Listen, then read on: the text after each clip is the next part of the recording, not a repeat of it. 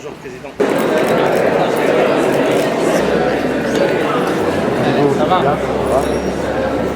Le fait majeur en matière d'architecture institutionnelle, c'est que désormais, la BCP doit avoir au moins 51% pour chacune des banques populaires régionales.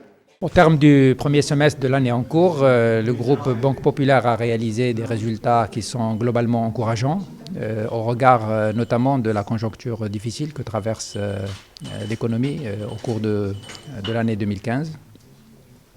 Alors globalement, les indicateurs d'activité, de résultats du groupe se sont inscrits à la hausse, aussi bien au niveau des ressources qu'au niveau des emplois.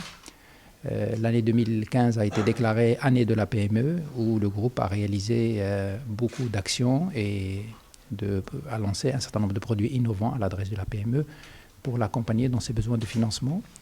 Pour ce qui concerne la mobilisation de l'épargne, chacune des banques populaires régionales a joué pleinement son rôle au niveau de la région dans laquelle elle opère. Et nous avons été dynamiques en matière d'ouverture d'agences, puisque sur les 5 dernières années, nous avons procédé à l'ouverture d'une centaine d'agences par an.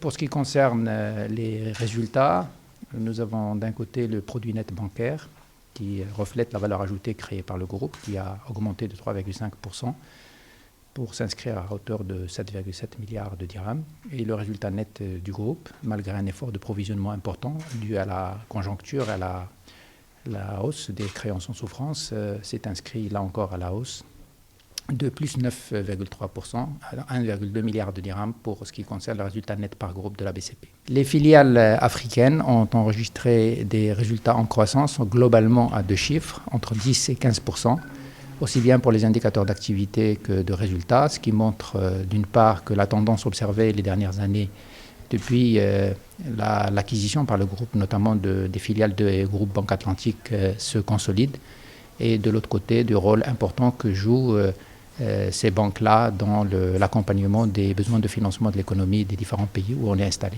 Alors pour ce qui concerne la Samir, c'est un dossier qui est, comme vous le savez, sur la place publique. Le groupe porte, nous l'avons annoncé, 1,9 milliard de dirhams de crédit par décaissement sur la Samir, et naturellement, même si l'événement s'est déclaré au mois d'août, nous avons procédé au moment de l'arrêté des comptes au 30 juin de l'année en cours à une provision importante pour parer à tout risque ou à toute éventualité concernant cette entreprise.